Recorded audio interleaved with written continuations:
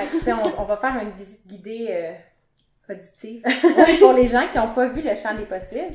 Parce que nous, c'est vraiment, tu sais, on est tombé en amour avec l'espace, l'énergie, comment les enfants étaient libres de se promener.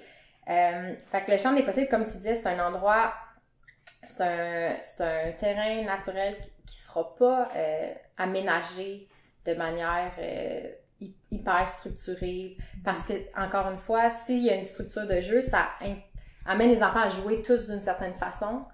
Mais si tu as un terrain libre avec plusieurs, des arbustes, des arbres, l'enfant, c'est plus une aventure, puis il y a différents espaces. Fait que, mettons qu'on fait une petite visite guidée aux gens, leur expliquer, tu sais, je me rappelle, vous avez comme des coins spécifiques. Vous avez l'arbre, vous avez les arbustes, vous avez le container. Fait que je sais pas si tu peux m'expliquer un peu, un enfant qui arrive à votre école d'aventure le matin, c'est quoi l'univers qu'il voit devant lui? OK. Donc là, le matin, on arrive à une place que nous, on appelle le marché des possibles. En fait, c'est un espace-là qui n'a pas vraiment de nom, mais il y a un événement qui se passe là, quelques fins de semaine par année, qui s'appelle le marché des possibles. Donc, nous, on continue à utiliser le nom pour cet espace-là, qui est comme...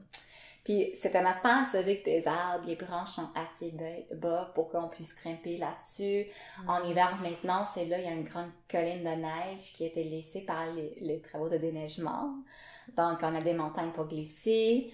On fait des cabanes en neige. C'est comme un univers vraiment à créer pour les enfants dans le marché des possibles. Parce que bien qu'on a des arbres, il y a moins de biodiversité. Pas qu'il n'y en a pas, mais il y en a moins que la biodiversité dans le champ des possibles qui peut être assez fragile. Donc là, on peut faire un grand montagne. On peut faire des choses comme ça avec moins de soucis. Donc c'est là où on se rencontre. Quand tout le monde est là, on traverse la rue pour aller à notre container, qui est un container industriel, avec du graffiti et tout. Mais qui abrite vos c'est choses. ça qui abrite nos outils, nos pièces libres. Disons là, quand je parle de nos pièces libres, dans le possible, c'est comme des pneus, des rondins de bois, des bâches, comme des choses un peu comme, ça peut être sale, oui. Ça peut avoir l'air d'un déchet. On va le dire comme ça.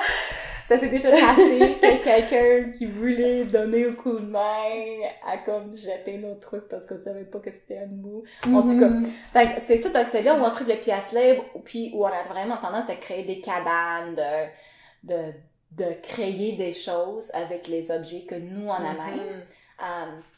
Puis ce qui continue, c'est comme un chemin qui suit la voie ferrée, qui ouvre sur le champ des possibles pour d'abriter. C'est tout le champ des possibles, mais c'est comme il y a c'est comme un doigt qui sort d'une main. Donc là, c'est comme quand tu arrives au container, tu arrives sur le doigt, puis tu suis le doigt, puis tu arrives aux mains, à la main, puis tu vois tout ce qu'il y a. Puis c'est comme une ouverture, puis là, tu vois une colline avec des arbres là-dessus. Il y a un arabier où nous, on s'assoit, on se va prendre la collation avec des branches pas qui un érable? Ouais, un érable. Okay. Ouais. Donc, c'est ça. Puis ça, c'est comme les lieux de jeu que les enfants prennent. Moi, j'avais à l'érable. Puis là, c'est c'est ça, il y a des noms. Des noms. La colline, l'érable, le pommier. Donc, c'est comme les petites places qui ont chacun leur truc. Puis selon les saisons, ça change quelle place c'est comme le préféré pour le moment, disons. Parce que ça dépend de ce qui se passe dans le champ des possibles. Mais c'est assez long. Puis disons, il y a aussi comme des travailleurs qui traversent le champ pour retourner au métro puis arriver au boulot. Donc c'est pas juste nous. Puis il y a des gens qui promènent avec leurs chiens, il y a des gens sur le vélo. Donc c'est vraiment comme, c'est une place qui est naturelle, puis qu'on travaille beaucoup pour que ça reste naturel, mais qui, en se trouvant en ville, vraiment, il y a quand même comme du monde. Oui, c'est ça. C'est une réalité. Donc, mais on peut parler peut-être d'école en forêt typique, puis comment vous avez dû vous adapter en ville. Fait qu'une forêt typique, dans certains endroits, ça peut être, les enfants sont dans une forêt dense, avec pas nécessairement d'autres visiteurs ou passants. C'est vraiment comme une maison... t'es entouré complètement de nature, il peut y avoir beaucoup d'animaux, j'imagine peut-être un petit peu plus qu'à Montréal, au champ des possibles. Puis j'ai vu des reportages, des fois les enfants sont dehors tout le temps dans la forêt, puis ils apprennent au contact avec la nature. C'est quoi la réalité en ville? Comment vous avez dû vous adapter? Je dirais, nous, on reste quand même dehors, comme on ferait dans une forêt, dans un bois dense. On n'est pas limité à cause de ça. Puis les gens que nous on rencontre quand on est mis à l'extérieur, la plupart du temps, ça enrichit vraiment l'expérience qu'on a. Puis le fait d'être en ville, ça fait qu'on trouve d'autres pièces là qui sont fun. Donc c'est pas, oui, on a des objets naturels, mais on trouve d'autres choses. Puis on a accès à autre chose aussi. Donc c'est comme un parti, nous on pense comme à l'environnement comme un autre éducateur dans la vie des enfants. Puis quand on est en ville, dans un espace naturel, oui, on a le côté nature. Puis on a aussi les autres événements qui se passent. On a aussi, nous, notre bureau, c'est dans un espace de coworking. On a aussi nos autres coworkers. Puis là, c'est comme les coworkers, on en a déjà plusieurs qui sont artistes, qui ont fait des ateliers d'art avec les enfants. Des choses comme ça qui fait que si on accepte tout comme étant notre environnement autour de nous, sans privilégier un objet ou une personne ou un animal, disons, comme dépendamment d'où ça vient, est-ce que c'est un produit naturel? Est-ce que c'est un produit qui a été fait par une personne? Là, c'est comme, si on privilège pas un sur l'autre, on comprend que nous, on est dans un milieu tellement riche.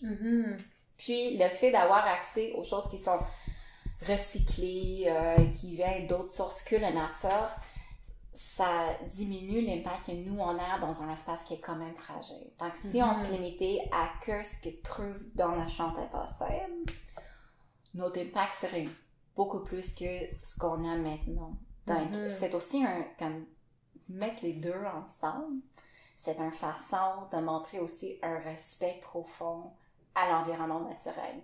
Nous, on prend pas trop de place, on essaie de, tu sais, c'est comme, c'est un processus d'apprentissage, mais de vraiment fournir les besoins de jeu des enfants, oui, en privilégiant un lien avec la nature, mais pas à dire que c'est que la nature qui compte. C'est pas de dire non plus, on est obligé de jouer avec des pneus puis de le voir comme une contrainte, mais plus de dire, notre réalité, c'est que le champ des possibles est fragile, on peut pas nécessairement couper des arbres. On peut pas couper les arbres, en fait, comme on pourrait le faire en forêt. Mais par exemple, comme quand les cols bleus qui travaillent pour la ville, ils coupent les branches à côté dans le marché des possibles et le laissent toujours sur la terre. Et là, nous, on les prend, on les trouve.